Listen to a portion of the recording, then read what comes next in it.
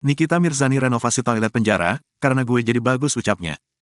Artis Nikita Mirzani ternyata sempat merenovasi toilet di penjara karena prihatin dengan kondisinya. Belum lama ini Nikita Mirzani membagikan kisahnya saat berada di penjara yang sempat renovasi toilet di sana. Hal tersebut dilakukan Nikita Mirzani lantaran prihatin dengan keadaan toilet dan air bersih di dalam penjara.